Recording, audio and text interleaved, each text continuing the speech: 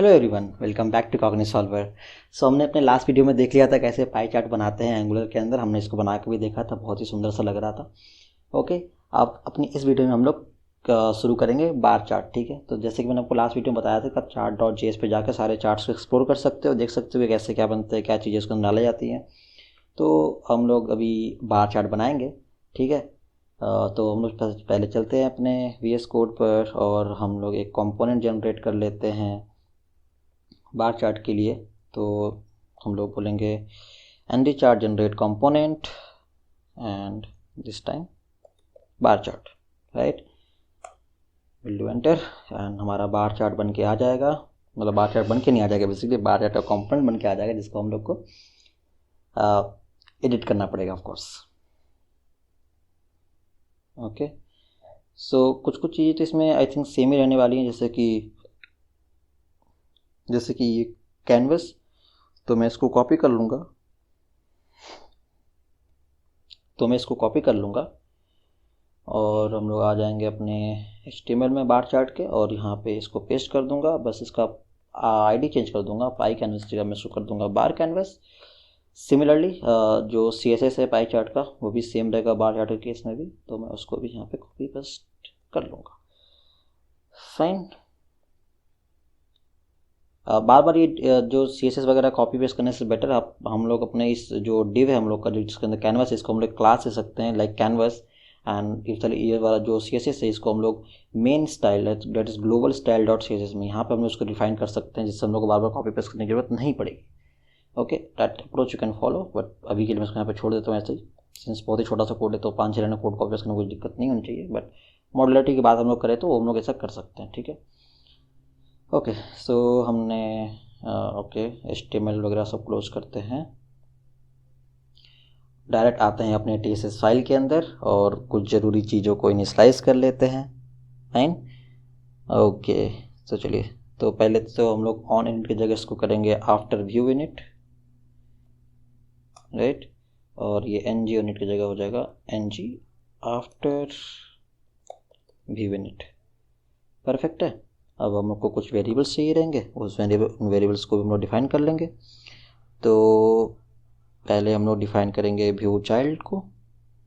ठीक है, मतलब हमारा जो आईडी बेसिकली है वहाँ पे HTML के अंदर उसको सेलेक्ट करने के लिए, तो मैं डेकोरेटर लगाऊंगा व्यू चाइल्ड और मैं इसको बता दूंगा कि भाई एक आईडी है जिसका नाम है बार कैनवस, राइट।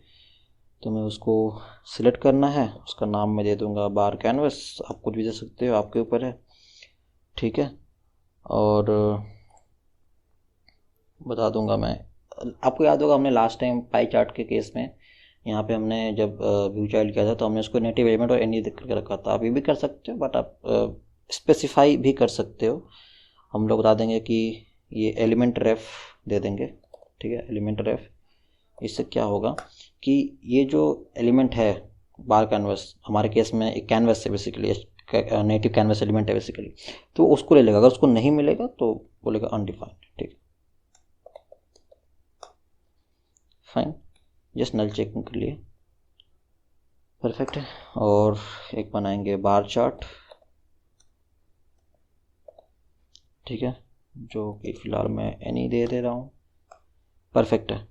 अब हम लोग बनाएंगे अपना मेथड बार चार्ट का, जैसे हमने पाई चार्ट के केस में बनाया था ना, ब्राउज पाई चार्ट बोल के मेथड बनाया था हमने एक, सॉरी पाई चार्ट ब्राउज़र। तो वैसे हम लोग बनाएंगे एक बार चार्ट ब्राउज़र। आप कुछ भी नाम दे सकते हो, मैं बार बार बोल रहा हूँ, दीज आर और एडिटेबल चीज़ें हैं, आप इसको कुछ भी नाम रखो, कोई फ़र्क नहीं पड़ता, सब आपके हाथ में है। ठीक है, तो मैं इसको बोलूँगा बार चार्ट मेथड बोल दो। ठीक है, अगर वो ज़्यादा अच्छा लग रहा है तो। ठीक है,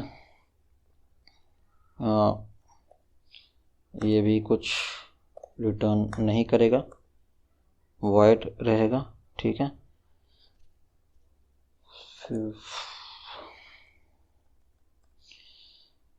फिर हम अपने जो हमने बनाया था बार चार्ट उसको इनिशियलाइज करेंगे। इनिशियलाइज करने के लिए सिंपल मुझको पता है, न्यू चार्ट एलिमेंट। ठीक है, chart.js से बेसिकली ये chart.js/auto होगा, पता नहीं वो ऑटो क्यों नहीं आ रहा है इंपोर्ट के टाइम पे। ओके, सो चार्ट, और इसमें दो चीज़ें वो लेता है। पहला तो चार्ट आइटम जो कि हमारे केस में हो जाएगा this dot bar canvas, correct. Null check लगाएंगे, बोलेंगे नेटिव एलिमेंट है, इसका नेटिव एलिमेंट ले लो। और सेकेंड जो रहेगा इसका कन्फिग, तो उस कन्फिग में हम लोग बताएंगे पहला वैल्यू होता है टाइप जो कि है बार, दूसरा वैल्यू होता है डेटा, ठीक है, जो कि ये होता है एक ऑब्जेक्ट। अब इसमें एक खेल है, इसमें एक तीसरा ऑब्जेक्ट भी, इसमें एक तीसरा वैल्यू भी होता है कन्फिग के अंदर। अगर हम लोग यहाँ पे जाएंगे और बार चार्ट हमने अगर सेलेक्ट करके देखेंगे कन्फिग में, देखो डेटा और टाइप तो होता है, साथ में एक होता है ऑप्शन, एक वैल्यू होता है ऑप्शंस के लिए भी, ठीक है। तो उसमें हम लोग ये भी डालेंगे। तो जैसे इस वाले केस में क्या कि ये स्केल ऑप्शंस में स्केल्स डाला हुआ है और बोल रहा है कि वाई वाले स्केल पे 0 से बिगिन एट 0 टू किया हुआ है। तो अगर आप ये ग्राफ में देखोगे तो वाई एक्सिस 0 से स्टार्ट हो रहा है, ठीक है, क्योंकि एक्स एक्सिस पे कोई नंबर नहीं है, इट्स अ टेक्स्ट वैल्यू, तो इसको 0 से स्टार्ट करना मतलब नहीं बनता है, बट वाई एक्सिस को आप 0 से स्टार्ट कर सकते हो। करके दिखाऊंगा, जब मैं उसको लिखूंगा तो आपको समझ में आएगा कि उसका वैल्यू, उस वैल्यू का मतलब क्या होता है, कैसे आप लोग उसको और अच्छी तरह से रिफाइन कर सकते हो। फिलहाल डेटा डिफाइन करते हैं। डेटा में पहले लेबल्स ऑफ कोर्स, और यहाँ पे आप एक्स एक्सिस और वाई एक्सिस के लेबल्स अलग अलग भी डिफाइन कर सकते हो। अगर मैं आपको दिखाऊँ, यहाँ पे देखो, यहाँ पे लेबल सेल्स है, तो एक्स लेबल्स वाई लेबल्स आप डाल सकते हो, ठीक है। मैं फ़िलहाल नॉर्मल लेबल डालता हूँ। सपोज इस केस में हम लोग पॉलिटिकल पार्टीज़ का नाम डालते हैं, ठीक है, BJP, we have INC,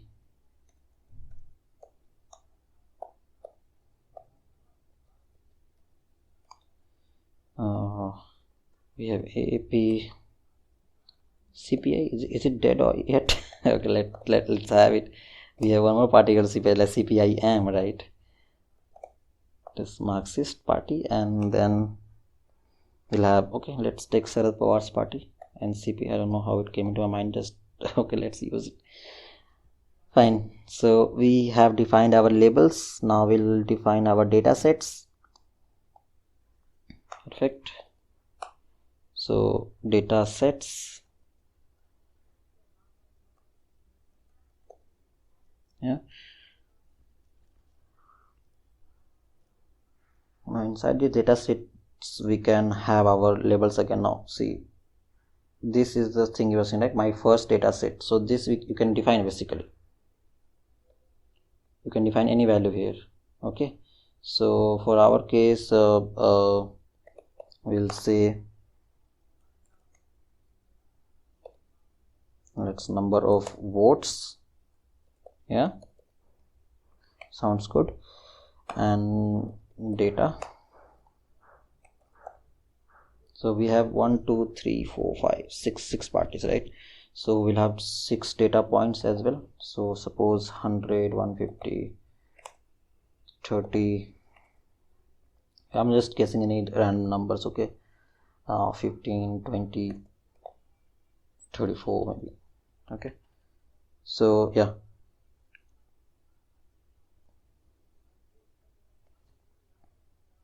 we have our data. Now we'll define the background color for each bar, basically. Now at this point, if I try to render this, so say I'm doing this this dot bar chart method, I'm calling this method inside our unit. I go back and I come here, I click bar chart, nothing happens. The home component itself is coming. Why? Because we haven't defined bar chart routing. Okay, let's go to routing module.ts. We'll do this, we'll say bar chart component. Perfect. Now see, bar chart is coming. Number of votes, BJP has 100 and INC has 150. I don't know how it is. Okay, it's just random data. Okay, so yeah, so see, now they all now still they are looking fine, right? I mean, this graph is looking good, but you can do better, you can do more actually. So you can define individual colors for these individual bars. And now how we can do that? We can go into our bar chart component, and in these labels we can, after data, we can define the background color as well. So if you see, this background color property is there, and we can define the background color for each indexes, right? So I'll quickly write down the background colors for those. Okay, so these are the background colors I have chosen randomly. Now if we go back to our application, now see, these background colors are coming like this one, which is something faded, right? Now you can do one more thing. You can give the borders to each bar. That is also possible. So for that we have a property called border color, right? And you can define border color for each indexes. So I'll quickly write down the border colors as well. I'll just minimize this terminal a little bit so that view area will increase. Okay, so this is our border color. Now if we just refresh our page, now we are not able to see the border color yet. Any idea why? Because we haven't defined the border width. So we have to define the border width as well, right? So after border color we can define border width. Say I'm giving 1. Yes, now this border width is coming. Great, right? Now this chart is looking something like something awesome, correct? So now our pie chart and bar chart is working, but our donut chart, line charts are not. Okay, so in next videos we'll learn about donut chart, line chart and double line chart as well. Okay, so yeah, that's it for this video. Let's meet in the next one. Till then, keep coding and keep learning.